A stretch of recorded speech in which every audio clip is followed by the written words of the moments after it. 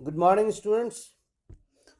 आज हम राजनीतिक दल के प्रकार, उसके दोष की चर्चा करेंगे। राजनीतिक दल के पिछले वीडियो में हमने राजनीतिक दल के आवश्यक तत्व या उसके आवश्यक लक्षण या जिनसे मिलकर के राजनीतिक दल बनते हैं उसकी और तथा राजनीतिक दलों के कार्यों की चर्चा की थी। उसी को कंटिन्यूशन में आज हम राजनीतिक दल के प्रकार के रूप में देखें। पिछले क्लास में हमने इस बात को रेखांकित किया था कि राजनीतिक दल भारतीय प्रजातंत्र के साथ साथ संसार के प्रजातंत्र जहाँ कहीं भी है उसके लिए एक लाइफ लाइन बन चुकी है, एक जीवन रेखा है। राजनीतिक दल के बिना जो है वो खास करके प्रतिनिधि प्रजातंत्र को क्रियान्वित किया जाना संभव नहीं है। इसी को संचालित करने के दौरान राजनीतिक दल का आरंभ होता है, राजनीतिक दल की शुरुआत होती है और धीरे धीरे राजनीतिक दल के फॉर्मेशन के बहुत सारे जो है वो तरीके सामने आते हैं और इसीलिए इनका वर्गीकरण जरूरी हो जाता है। सबसे पहले हम देखते हैं कि राजनीतिक दल का जो निर्माण है मुख्य रूप से उसका आधार विचारधारा और कार्यक्रम है। विचारधारा पर आधारित, खासकर के ब्रिटेन का जब अवलोकन करते हैं तो हम पाते हैं कि वहां पर विचारधारा पर आधारित 3 प्रकार की राजनीतिक दल दिखाई देते हैं।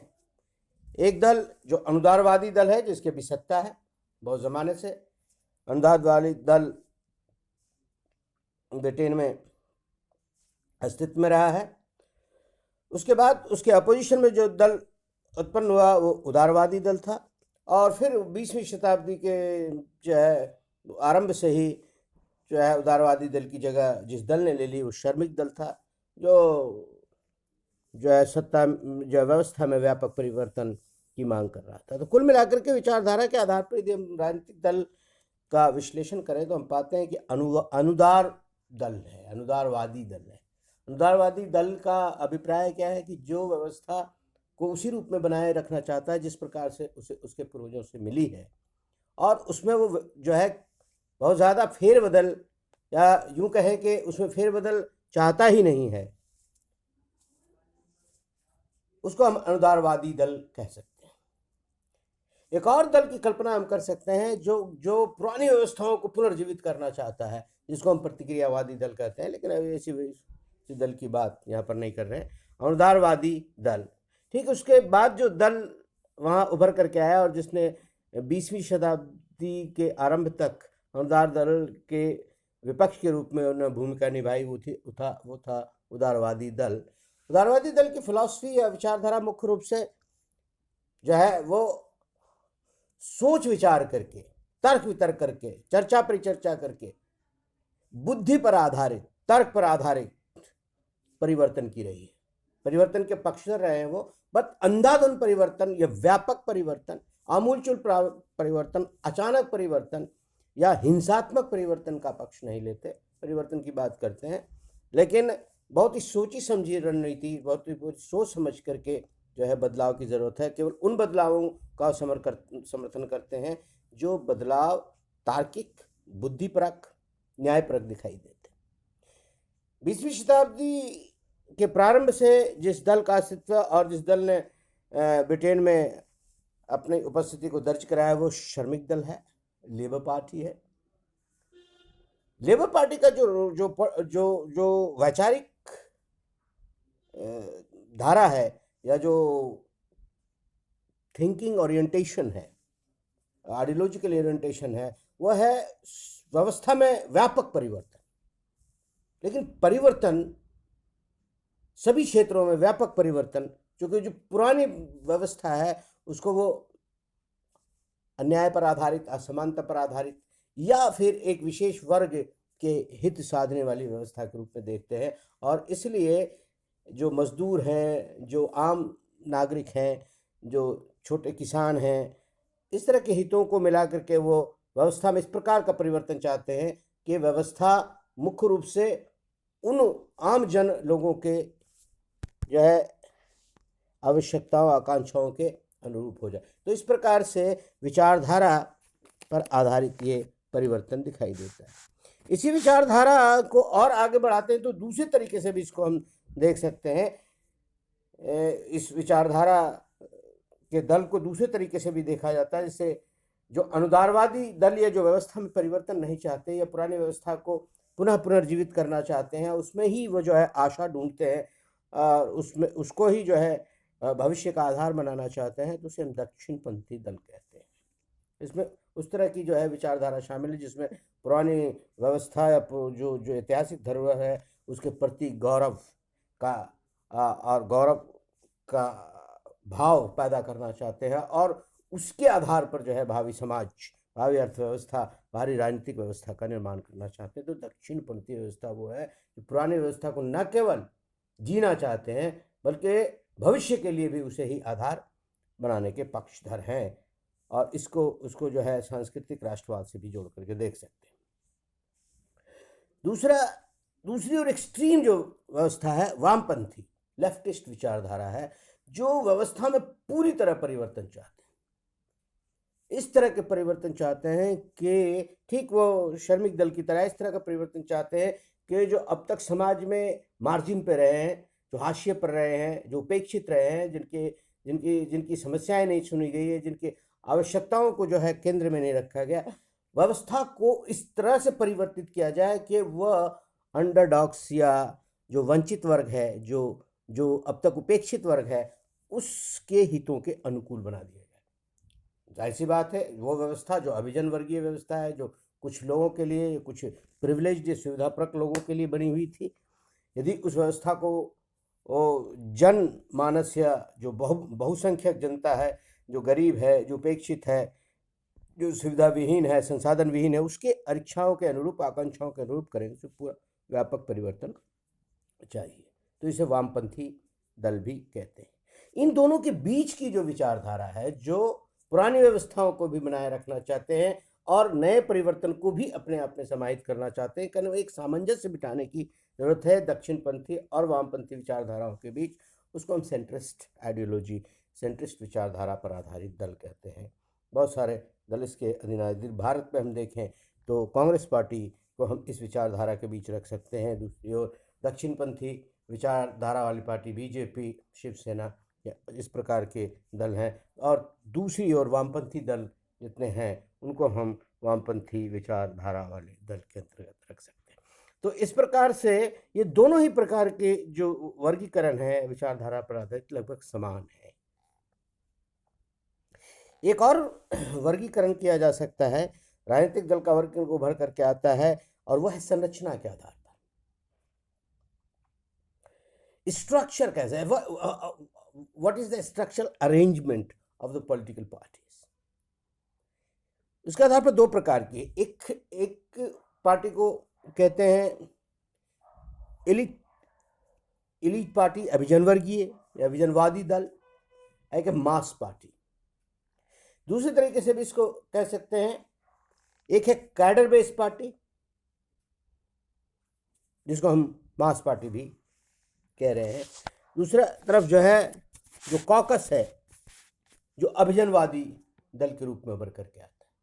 अभिजनवादी दल दरअसल इस प्रकार का दल है जिसमें बहुत ज़्यादा जो है स्टीप्ड या बहुत जो है जो पार्टी का तंत्र है, जो दल के तंत्र हैं, जो उसकी संरचनाएं हैं, वो ज़्यादा गुथी हुई नहीं है। वो ढीली ढाली संरचना है जिसमें जहाँ से जो चाहे वो इसकी एंट्री कर सकता है। जैसे फॉर एग्जांपल भारत में यदि कांग्रेस पार्टी को ले या बहुत सारे दल हैं उसको ले, उसमें आप क्या देखते हैं कि कोई भी व्यक्ति कहीं से भी इंटर कर सकता है। कोई राष्ट्रीय स्तर पर इंटर कर लेता है, कोई राज्य स्तर पर एंट्री ले लेता है, कोई लोकल स्तर पर करता है। कोई भी व्यक्ति कहीं भी शामिल हो सकता है, उसे केवल कमिटमेंट शो करने की आवश्यकता है। उसे जो है अपने विश्वास को जो है व्यक्त करने की आवश्यकता है, और एक बार वो यदि इच्छा करता है, अपने दल के सिद्धांतों में अपना विश्वास व्यक्त करता है, तो वो किसी भी इस जो है स्तर पर वो पार्टी में इंटर कर सकता है। वो ढीली ढाली संरचना है। दूसरी तरफ जो कैडर बेस्ड है, जो मास पार्टी है, उसकी बड़ी बड़ी गठीली संरचना है, बहुत जो है गठा हुआ इस प्रकार से है कि हर जगह से आपकी एंट्री नहीं है। एंट्री केवल वहीं से है जहां से आपको एंट्री दी जानी है, वही दरवाज़ा खुला हुआ है, बाकी सारे दरवाजे जो है वह बंद हैं। और उन दरवाज़ों से होते हुए आप जो है दल के भीतर प्रवेश करते हैं और धीरे धीरे जो है दल के में कर्मिक आधार पर अपनी जो है स्थिति को मजबूत करते हुए आगे बढ़ते हैं। एक पिरामिडिकल संरचना है, इस संरचना में जो है एंट्री नीचे से है और कर्मिक रूप से व्यक्ति का विकास होता है, व्यक्ति धीरे धीरे कुर्सियाँ चढ़ सकता है। लेकिन अभिजनवादी दल में भी एक संरचना है, संरचना is present in both the cases, दोनों ही जगह अस्तित्व में है, परंतु एक में ढीली ढाली है, हर जगह से एंट्री है, पोरस है और कहीं से भी उसकी एंट्री हो सकती है। इसको अभिजनवादी मतलब कुछ लोगों का, कुछ विशिष्ट लोगों का दल है और जो उसमें और विशिष्ट हैं वो कहीं से भी एंट्री ले सकते हैं। जनवा जो है कैडर बेस्ड पार्टी में ये संभव नहीं है, वहाँ पर आपको नीचे से एंट्री लेनी होगी और धीरे धीरे जो है क्रमशः रूप से आपको आगे बढ़ना होगा। तो संरचना के आधार पर एक ढीली ढाली संरचना वाली दल होते हैं और एक जो है बहुत ही सुगठित संरचना वाले दल होते हैं। दो प्रकार के दल पाए जाते हैं। एक तीसरे आधार है राजनीतिक दल का जो क्षेत्र के आधार पर होता है, क्षेत्र के आधार पर, जैसे राष्ट्रीय दल हैं भारत में, राज्य स्तर के दल हैं और स्थानीय दल हैं। भारत में तो जो इलेक्शन कमीशन उसने डिफाइन कर रखा है कि कौन कौन से जो है दल वो राष्ट्रीय स्तर के होंगे, एक निश्चित संख्या में उन्हें इलेक्शन में जो है सीटें प्राप्त करनी होती है, वोट जो वैलिड वोट है उसका एक निश्चित परसेंटेज प्राप्त करना होता है और यदि निर्धारित परसेंटेज को प्राप्त करते हैं, निर्धारित संख्या को प्राप्त करते हैं, तब जाकर के किसी दल को राष्ट्रीय दल की मान्यता प्राप्त होती है। जो लोग राज्य स्तर के दल के रूप में मान्यता चाहते हैं उन्हें भी कुछ कंडीशन शर्तों को पूरा करना होता है, राज्य की विधानसभाओं में कुछ सीटों को अर्जित करना होता है और राज्य के विधानसभा के इलेक्शन में कुछ परसेंटेज ऑफ वोट्स चाहिए, वो अलग अलग तरीके से तय की जाती है। और स्थानीय दल है तो यदि विस्तार के आधार पर देखें, उसका जो आकार के आधार पर देखें, उसकी पहुंच के आधार पर देखें या कैडर की संख्या के आधार पर देखें, सदस्य संख्या के आधार पर और उसके विस्तार के आधार पर देखें तो तीन प्रकार के दल पाए जाते हैं। ये दल भारत में जैसे राष्ट्रीय दल मुख्य रूप से जैसे कांग्रेस और बीजेपी होती है, राज्य स्तर पर बहुत सारे दल हैं, नेशनल कॉन्फ्रेंस है, जनता दल है, जनता दल यूनाइटेड है, या लगभग हर राज्य में कोई ना कोई राज्य स्तरीय दल आपको दिखाई देंगे। और इसी तरह बहुत सारे असंख्य दल हैं जो स्थानीय स्तर पर उपलब्ध हैं, जिसकी पहुंच जो है बहुत सीमित है। एक और चीज़ आज के दिनों में देखी तो बहुत सारे मुद्दों पर आधारित है, बहुत सारे प्रकार के दल दिखाई देते हैं। तो व्यक्तिगत विचारधारा पर आधारित कुछ जो है इशू जो है, कुछ मुद्दे होते हैं, कोई एजेंडे होते हैं, उस पर आधारित किसी व्यक्ति की विचारधारा पर आधारित बहुत सारे दल आपको आजकल दिखाई देंगे। जैसे भारत में आप देखेंगे तो गांधीवादी दल है, नेहरूवादी दल है, पर्यावरण संबंधी दल है, लोहिया के विचारधारा पर लोहियावादी पार्टी है। और इस तरह से संसार के अन्य देशों में भी आपको इस तरह से peace party, green party, Christian party, इस तरह से कुछ कुछ मुद्दों पर आधारित जो है असंख्य दल आपको दिखाई देते हैं। तो कुल मिलाकर के राजनीतिक दलों के इस प्रकार से प्रकार हैं, विचारधारा के आधार पर, संरचना के आधार पर और आकार, क्षेत्रीय विस्तार के आधार पर और मुद्दों पर आधार पर जो है इनका वर्गीकरण कर सकते हैं। दूसरा जो एस्पेक्ट है कि राजनीतिक दल की समस्या क्या है। राजनीतिक दल, मैंने जैसे कि पहले कहा कि सोची समझी रणनीति के तहत राजनीतिक दल का प्रादुर्भाव राजनीतिक, खास करके प्रजातांत्रिक राजनीतिक प्रवेश में नहीं हुआ, धीरे धीरे जो है ये जो है जन्म लेता है और विकसित पुष्पित वल्लित होता हुआ इसकी स्थिति यहाँ तक पहुँचती है, जहाँ एक और राजनीतिक दल खास करके, जैसा कि मैंने पहले लेक्चर में भी कहा कि प्रजातंत्र को संचालित करने में अत्यंत महत्वपूर्ण भूमिका निभाता। आज के दिनों में लगभग प्रैक्टिकली इम्पॉसिबल है, यदि राजनीतिक दल समाप्त कर दिया जाए तो खास करके संसदीय प्रजातांत्रिक व्यवस्था का संचालन असंभव है, हो ही नहीं सकता यदि राजनीतिक दल नहीं है। तो राजनीतिक दल इतनी महत्वपूर्ण हो गई है कि राजनीतिक दल के बिना प्रजातंत्र का क्रियान्वयन संभव नहीं है। ऐसी परिस्थिति में वो बहुत महत्वपूर्ण भूमिका का निर्वहन करती है। हर स्तर पर जो है उसकी एक भूमिका, लेकिन साथ ही साथ राजनीतिक दल के कुछ दोष भी दिखाई देते हैं। राजनीतिक दल चूंकि एक विशिष्ट विचारधारा पर आधारित होती है, एक विशिष्ट कार्यक्रम पर आधारित होती है, तो एक विशेष वर्ग के लोग जो उस कार्यक्रम में, उस विचारधारा में विश्वास करते हैं, तो इन इट्स नेचर, अपने आप की प्रकृति में ये विभाजकवादी है, विभाजन करने वाली है, समाज का विखंडन करती है, समाज में वर्ग तैयार करती है, समाज में विभिन्न विचारधाराओं, कार्यक्रमों के प्रति निष्ठावान लोगों को पैदा करती है। और निष्ठावान इस हद तक है कि वो दूसरे और विपरीत विचारधारा या विपरीत कार्यक्रम वाले लोगों के साथ उसका टकराव होता है, तो एक प्रकार का समाज में विद्वेष फैलता है, कटुता फैलती है, एक दूसरे की आलोचना करते हैं, एक दूसरे को नीचा दिखाना चाहते हैं, एक दूसरे के हितों पर कुठाराघात करते हैं। और ये सारी चीज़ें जो है समाज में एक विद्वेष, एक नफरत, एक विभाजन को प्रोत्साहित करती है। और इसीलिए political parties in its nature is divisive, विभाजन करने वाली है। It spreads conflict, hatred among population. जो आज तक एक साथ उठते बैठते हैं, विभिन्न वर्ग के लोग, विभिन्न जाति के लोग, विभिन्न धर्म के लोग, विभिन्न भाषा, विभिन्न संस्कृति के लोग, जो एक समाज में एक साथ रहते हुए आए हैं, उनके बीच में खाई पैदा करती है, उसके बीच में विभाजक रेखाएं पैदा करती है और एक दूसरे के विरुद्ध कर देती है। ये समाज के लिए बहुत ही खतरनाक ट्रेंड है। तो सबसे बड़ा नुकसान जो है राजनीतिक दल का है कि ये अपनी प्रकृति से ही लोगों में विभाजन करती है। और विभाजन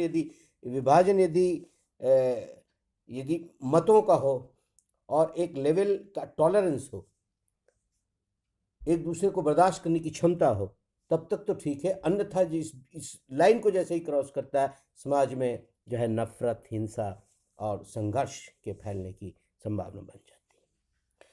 नागरिकों को नैतिक पतन की ओर ले जाती है। नैतिकता ये डिमांड करती है, एक लेवल की अंडरस्टैंडिंग डिमांड करती है। लोगों को नैतिकता एक प्रकार की ऐसी शक्ति प्रदान करती है कि वो गलत को गलत और सही को सही कह सके। ये जो गलत और सही के बीच अंतर करने की जो ताकत है वो प्रदान करती है। इस नैतिकता की इस शक्ति को राजनीतिक दल जो है वो कमजोर करती है। राजनीतिक दल उसे वह कहने के लिए मजबूर करती है जो उसके दल के सिद्धांतों ने उसे कहने के लिए मजबूर किया है। दल के सिद्धांत जो उसे कहने के लिए कहते हैं, दल के कार्यक्रम जो कहने के लिए करते हैं, उसके अनुरूप ही उसे अपने विचार व्यक्त करने पड़ते हैं। राजनीतिक दल के सदस्य राजनीतिक विचारधारा या राजनीतिक कार्यक्रम के बियॉन्ड या बाहर जाकर के अपने विचार को अभिव्यक्त करने की स्वतंत्रता उन्हें नहीं होती। और धीरे धीरे राजनीतिक दल की जो पकड़ है वो बढ़ती जा रही है।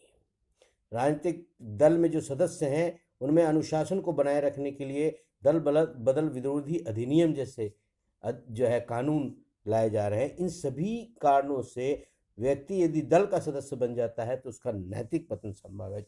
जो है नैतिक पतन जो है वो निश्चित हो जाता है, क्योंकि वह व्यक्ति अब न्याय की बात नहीं करेगा, केवल दल के कार्यक्रम की बात करेगा। न्याय, सत्य और अभय जैसे तत्व जो है व्यक्ति के जीवन से समाप्त हो जाते हैं। तीसरी चीज जो है, हमने देखा है कि समाज में राजनीतिक एक व्यवसाय बन गई है। दरअसल जब प्रजातंत्र में राजनीतिक दल का विकास हो रहा था तो एक समान विचारधारा वाले कार्यक्रम पर सहमति वाले लोग जब एकत्रित हो रहे थे और राजनीति में भाग ले रहे थे तो राजनीति की एक सेवा का नाम था।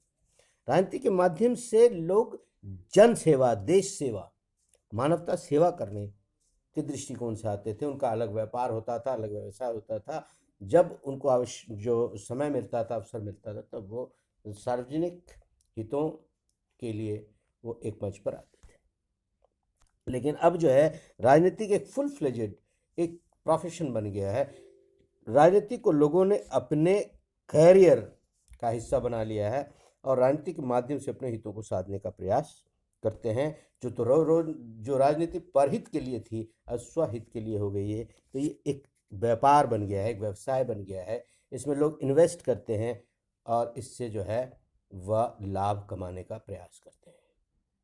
और ऐसे घनघोर जो है वातावरण में, एक ऐसे वातावरण में जहाँ संघर्ष है, जहाँ वैमनस्य है, जहाँ संदेह है, जहाँ केवल राजनीतिक विचारधारा के प्रति भक्ति है, कार्यक्रम के प्रति निष्ठा है, जहाँ सत्य नहीं है, नैतिक मूल्य नहीं है, वहाँ पर किसी योग्य और प्रतिभाशाली व्यक्ति का अस्तित्व असंभव हो जाता है। और इसका सबसे बड़ा नुकसान होता है कि देश और समाज योग्य और प्रतिभावान व्यक्तियों की सेवा से वंचित हो जाता है। योग्य और प्रतिभावान व्यक्ति, प्रतिभाशाली व्यक्ति जिनकी सेवा की आवश्यकता राष्ट्र को और समाज को होती है। राष्ट्र और समाज हमेशा से, सदियों से ऐसे लोगों से लाभान्वित होता रहा है।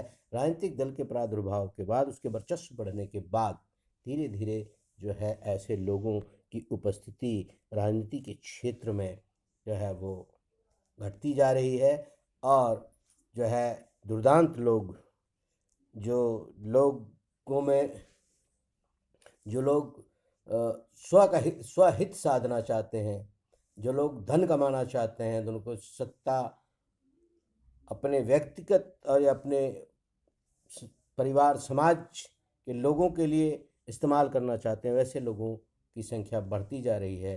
दूसरे शब्दों में कहें कि राजनीतिक दल दरअसल राजनीतिक पतन का कारण बढ़ती जा रही है। एक और दोष बहुत साफ दिखाई देता है कि इसमें समय और धन का अपव्यय है। कोई निर्णय लेना हो, प्रजा जो है तो लंबे समय की आवश्यकता होती है। राजनीतिक दल को बनाए रखने के लिए, उसको संचालित करने के लिए, उसे कार्य को चलाए रखने के लिए धन की आवश्यकता होती है। और धन जो है कॉरपोरेट वर्ल्ड से आता है, उद्योगपतियों से आता है। उद्योगपति जब आप राजनीतिक दल में पैसे लगाते हैं तो निश्चित रूप से उद्योगपति हैं, वो लाभ उससे कमाना चाहते हैं। तो इस तरह से ये समय और धन का एक गोरख धंधा बनकर रह गया है। और इस प्रकार राजनीतिक दल ने जो प्रजातंत्र के जो मूल्य थे उस पर ग्रहण लगा दिया है। खास करके यदि एग्जाम्पल के तौर पर लें, जो संसदीय प्रणाली जिसमें प्रतिनिधि प्रजातंत्र की व्यवस्था थी, जिसमें नागरिकों के द्वारा प्रतिनिधियों का चयन किया जा रहा था और प्रतिनिधियों पर यह दायित्व डाला जा रहा था कि प्रतिनिधि जो है कार्यपालिका पर और अन्य संस्थाओं पर जो है एक प्रभावशाली नियंत्रण रखेंगे। राजनीतिक दल ने उस नियंत्रण का पतन कर दिया है, नियंत्रण को समाप्त कर दिया है। दूसरे तौर पर जो है व्यक्ति का नियंत्रण जो है वो संसद या कानून बनाने वाली जो संस्था है या सरकार है उस पर हो गया है। और इस प्रकार से व्यक्ति या व्यक्ति समूह की शक्ति इतनी अधिक बढ़ गई है कि प्रजातांत्रिक प्रणाली भी एक निरंकुश स्वेच्छाचारी प्रणाली में परिवर्तित होती दिखाई दे रही है। और ये हमारे लिए एक गहरी चिंता का विषय है। और इसके लिए एक बड़ा दोष जो है राजनीतिक दल को जाता है। आज इतना ही।